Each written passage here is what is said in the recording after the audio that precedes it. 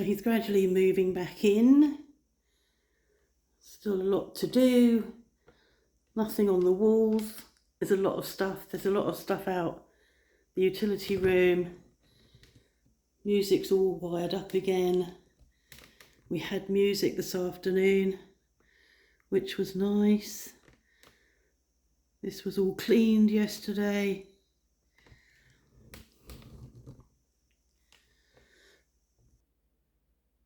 And I am here, and there was something I was going to tell you and now I've forgotten. Why am I here? Why did I decide to vlog? Can't remember. There is a reason. This isn't the reason, but it will come to me probably. I finished reading a couple of days ago the Nobody's Girl book. It was really hard reading, and it's quite graphic. And what I found hard was that I used to listen to the stories like that on a daily basis from my clients when I worked in Ashford. You know, I used to hear graphic accounts of sexual abuse, and obviously had ways of managing it and ways of dealing with it and ways of remaining empathetic and open to hear their stories, whilst at the same time protecting me from the impact of their stories. Of course, that's over 25 years ago that I've listened to those. No, I have listened to stories more recently than that, but 25 years ago, and then up until I left work, I heard some stories when I was managing Woodtown House in Devon. But yeah, it was really hard to read it. It's just awful. And you know that I know this is a high profile case, and there are lots of women that were abused in this high profile world, but it's just reminded me that all over the world, all over the place, there are kids, very young children being abused. And it just reminded me of that, and I just think, why is it a thing? Yeah, sorry, this isn't very good, is it? So anyway, yes, I finished reading that book. Then I decided I didn't want to read anything else from that high profile area. So I didn't want to read about Ghislaine Maxwell or anything about Epstein. I just thought, no, I don't want to follow up on it. It's like enough's enough, so I thought I'd read something a little less taxing. So I came across something about Sophie Tolstoy's diaries. I thought that would be interesting. I'll read those. So I started reading those, but there was a foreword by somebody whose name I can't remember, which I started to skip through. I saw something on YouTube from Charlie Neeb talking about books and talking about reading books, and her saying that she really doesn't like reading a foreword by another person, author or whatever. She said, I just want to read the book. I don't want somebody to spoil some of it by telling me about some of it. And it made me think, yeah, you're right. So I start reading Sophie Tolstoy's diaries, but there's a foreword that goes on forever, which I skipped through. And then there's a second one that went on and on and on and on. I was just doing this on my Kindle, and I got to the diaries, and then the diaries were just sort of, I don't know, I can't explain it. I wasn't really getting them. And I mean, obviously this was written 100 or so years ago, and has probably been translated, but I just couldn't get into it. I just thought, no, I don't want that. Well, the good thing about a Kindle book is that you can have had it for a couple of days and still return it. So I returned it. So I'm now reading, I've gone back to something comfortable and warm and cozy called The Women at Ocean's End, or The Woman at Ocean's End, by Faith Hogan. And I was reading a lot of hers in the summer, and they're set in Ireland, on the coast somewhere in Ireland, and this is another in that series. So I've just started reading that, not enough to be able to tell you what it's about, but it's one of those books that you can just sit down and cozy up and read. So that's what I need right now. It's been that sort of a day. It's been very damp and then raining and very dark and overcast all day. I think by 5 o'clock the chickens probably had gone to bed, and they don't go to bed at the moment till about 20 past 6. But by 5 o'clock it was dark enough for them to be asleep. And of course I'm struggling with the time difference. Jazz is struggling with the time difference, and Mark just laughs.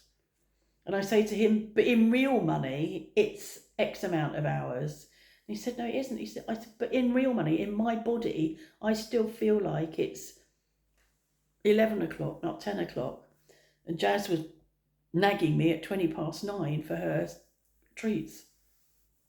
So it's art tomorrow, and I'm the jury's out for me as to whether I'll go. I've allowed myself to not go if I choose not to, but I felt better on Sunday, and I've continued to feel a lot better.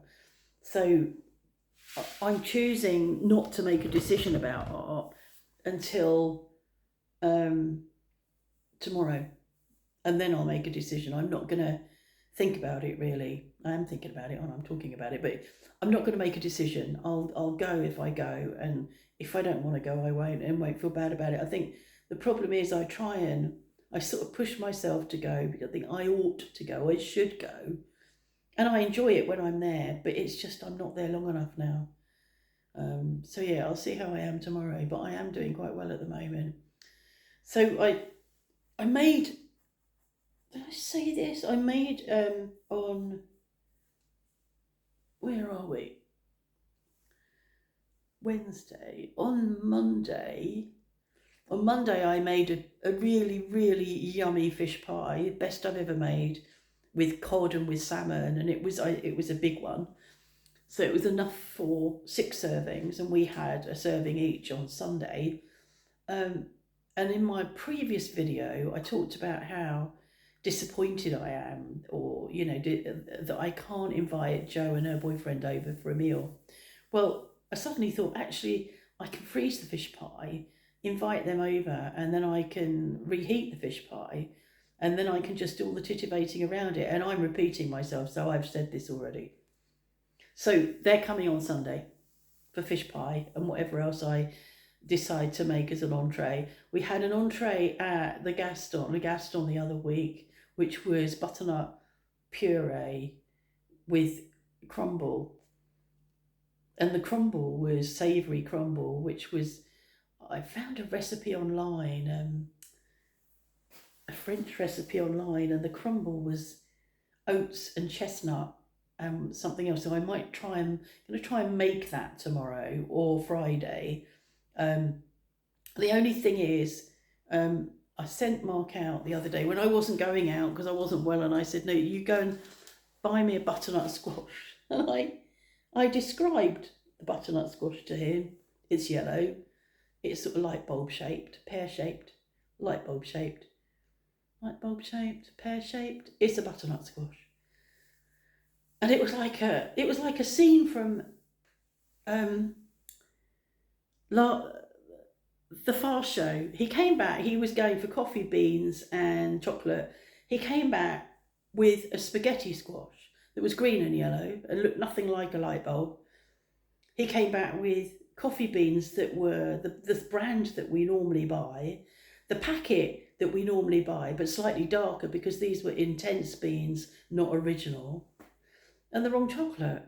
It was just like that scene from the Fast Show where the husband comes home from shopping and the wife's standing cooking at the stove, and everything all right, dear? And he comes in and he goes, yes, better than that, and comes out with all this crap that he's bought. Well, it was like that the other day. I just couldn't believe it, which is why I go shopping. That's why I go shopping. Anyway, I've got a spaghetti squash, so I will try and make the puree with the spaghetti squash and see how it tastes. And if it tastes okay, then I can keep it and then work out how to make the crumble. I've got chestnuts, I've got oats. I'm trying to think how I will mix that to make it so that I can bake it, because it'll need a bit of baking, um, cooking. And I'm sort of wondering whether you mix it with an egg or I don't know. So I'm going to have a fiddle around making a savoury crumble, because it was only a small amount of crumble with some pumpkin seeds on the top. It wasn't crumble as we know it, as in a fruit crumble. It was just a few bits of crumble. But I do want to do that. So I want to do that on for Sunday as an entree. And then I've said to Joe, you bring dessert. So all we need to do is to buy some wine and make sure I get a baguette, because I always forget to bet, because we don't have bread with our meal. But in France, there's always bread on the table, so I need to get some bread. So that's that. So yesterday I made a lasagna, and keep thinking I'm repeating myself. I made lasagna. I made Mary Berry's lasagna, but following the instructions and adapting where I needed to adapt if I hadn't got an ingredient, or and made the white sauce and made it a bit thinner probably than I could have done. But I didn't chop onions, because sometimes that hurts my hands chopping onions, and Mark wasn't up, so I didn't chop onions. But I had got a little spice jar, like the Schwartz spice jar with shallots in. So once I was layering it up, was it when I was layering it up? No. Where did I put those? Did I just... No, they were in the fish pie. Ignore me. They were in the fish pie. I sprinkled them over the fish pie before I put the mashed potato on. I think that really made it taste nice. I just did the lasagna without onions. And again, it was enough for 6 servings. Now, Mary Berry's recipe says make it and then leave it for 6 hours in the fridge so that it gets a chance to soak up all the juices. Like the lasagna sheets soak up all the juices. And I have done that before, and it gets really deep where it swells as it absorbs all the juices. But I didn't have time to that, so it stood for about half an hour, and then I cooked it, and that was really nice. That's the best lasagna I've made, and we had it again today because there was enough for today, and there's enough for tomorrow. It'll get a bit boring tomorrow. I was just about to look up a recipe for something else that I was going to make. Oh, I know. I made, from the low carb cookbook that Jane and John bought me, I made tuna mac and cheese. I might make that tomorrow. That's what I'm just going to go and look that up and see if I've got, because I don't think it had any mac in it. I can't remember, but it certainly was low carb, so there wasn't a lot of pasta in it, if it did have pasta in it. But that was quite tasty. So I might make that tomorrow.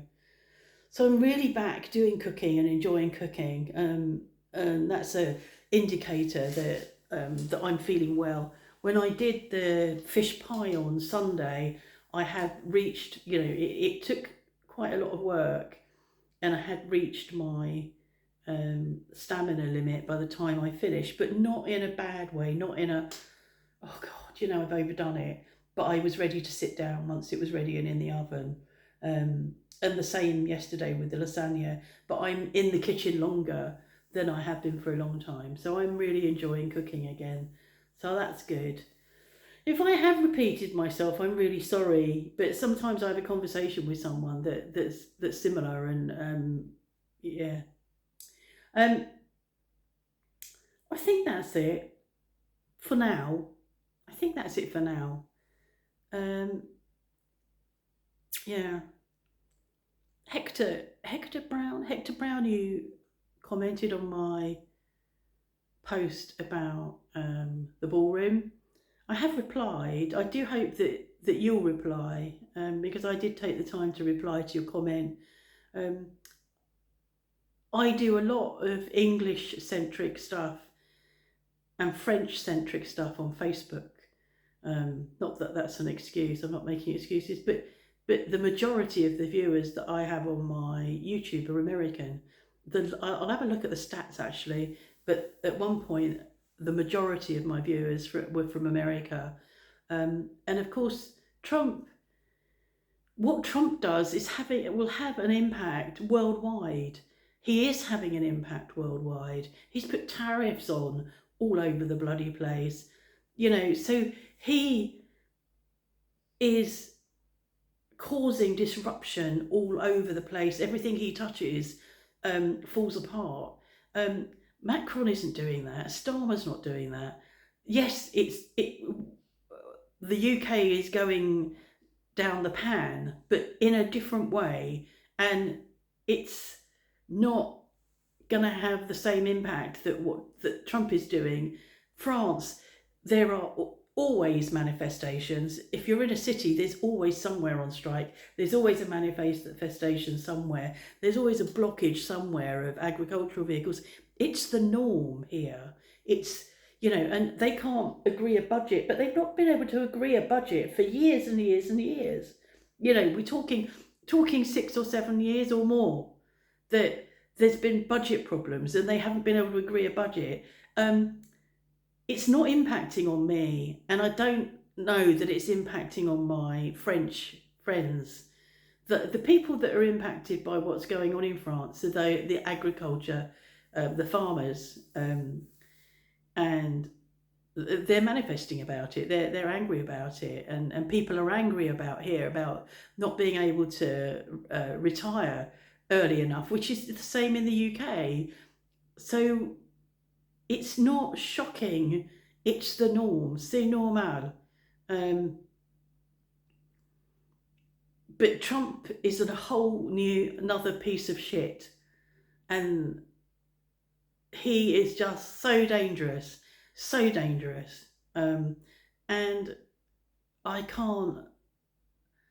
won't stop talking about what he's doing. I won't stop calling it what it is, because if people don't call it what it is, then we all dumb down and he gets worse. So I won't do that. Right, I'm done here, and I'll be back, of course. Thanks for watching. See you next time.